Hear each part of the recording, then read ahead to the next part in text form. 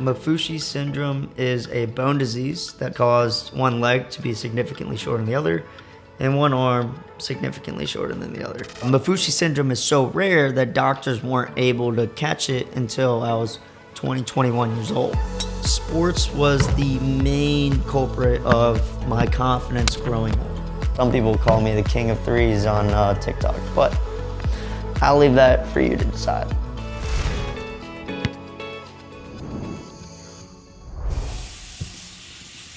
My condition is called Maffucci syndrome. It's a bone disease that describes inchondromas, or little growths that stop my bones from going normally. All my limbs are different shapes and sizes. To me, it's just normal. That's why my morning routine is pretty basic, except for the fact that I have to throw on a big shoe, which is no problem to me. And this is my collection of shoes. It might look a little different than yours. I have 13 different pairs of shoes, 13 different lifts. I just buy regular shoes from any store. And then I send it to an orthotics guy who special makes these. So they're all custom made. Some people ask about the weight being 2.5 pounds, 3 pounds. My muscles have grown in such ways to compensate the weight that it feels like nothing. It feels like a normal shoe. And plus, I get like a Ronaldo leg now. The muscle in my thigh is ridiculous. As I got older, my lift height started to grow again. And we decided not to do the surgery because I was so engaged with sports with the lift. These shoes right here are just casual kick-arounds. As you can tell, I wear them a lot. Now, people always ask why I don't have flip-flops. Well, there's no ankle support, and plus, I consider these flip-flops the way I just slide them on.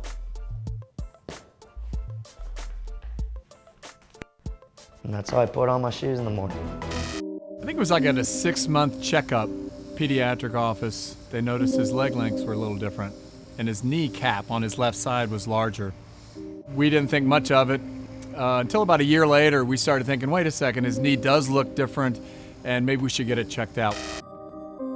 After taking me to a multitude of doctors, I was finally diagnosed with a bone disorder called Ausley's disease at first.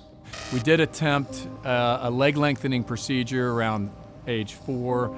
It was the first time we saw him go through an enormous amount of pain. My entire life, I thought I had Ausley's disease. And over a string of very unfortunate events, I developed a very rare adult case of leukemia called AML, where I was given a 9% chance of surviving. Thyroid cancer, graft-versus-host disease. It turns out that Maffucci syndrome carries a higher risk of developing cancers. So very recently, as of 2020, I was re-diagnosed with Maffucci syndrome.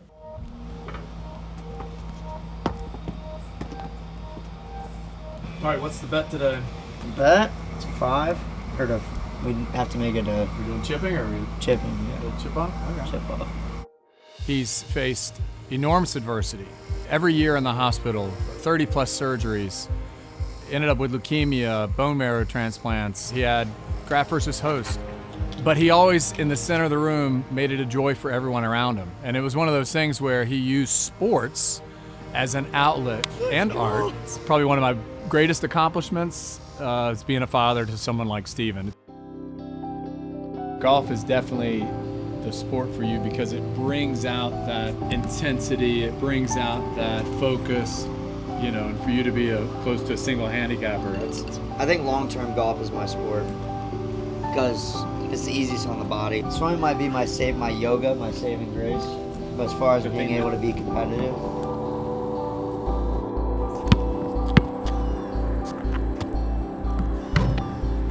Pretty sure my dad put a ball in my hands when I was 1 year old.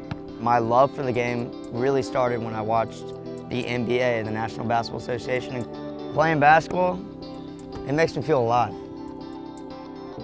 Outside of my family, my main source of inspiration comes from the NBA legend, the late NBA legend, Kobe Bryant. As I went through the hospital, I wore his jersey every single day.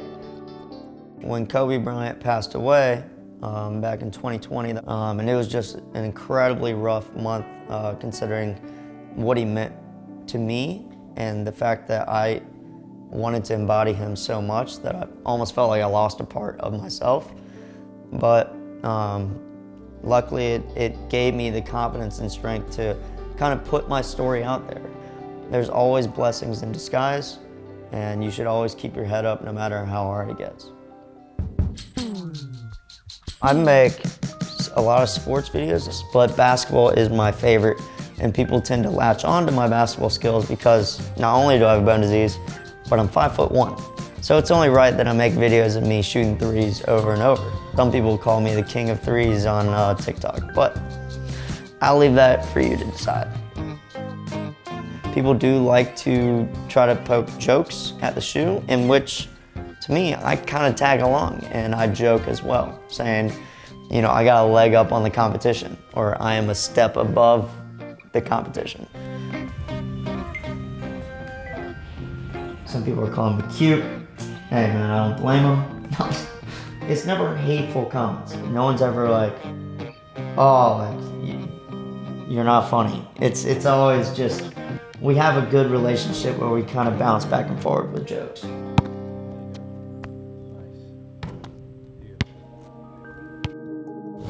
Let's go. The stigma of having a disability is that we need help living a normal life. That is definitely a misconception. I live a very normal life for a 24-year-old. I think it's important to just raise awareness for people to realize that they can be themselves confidently, that you can do whatever you want to do despite your hardships, right? Everyone faces battles and everyone has to get over them. Oh! And I just like to be a walking example of that.